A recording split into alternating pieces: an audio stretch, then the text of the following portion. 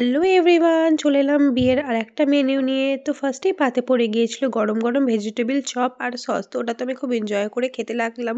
তার মধ্যেই চলে এলো রাধা বল্লভী আর ছোলার ডাল। তো রাধা বল্লভী আর ছোলার ডাল তোমাদের কি পছন্দ, তাহলে আমাকে কমেন্ট করে জানিও।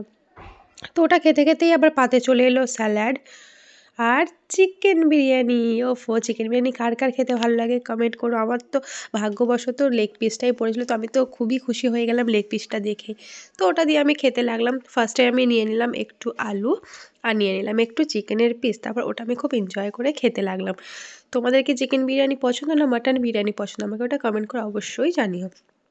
তারপর ওটা খেতে খেতেই আমাদের পাতে চলে এলো টমেটোর চাটনি। ওর মধ্যে সব ড্রাই ফ্রুটস দেওয়া ছিল, খেজুর দেওয়া ছিল। তো ওটা আমি পাঁপড় দিয়ে একটু খেতে লাগলাম। তার মধ্যেই দিয়ে দিল রসগোল্লা।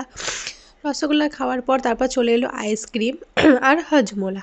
তো ওটা খেতে খেতে বাড়ি চলে এলাম। প্লিজ সাবস্ক্রাইব করে দিও। ওকে, বাই।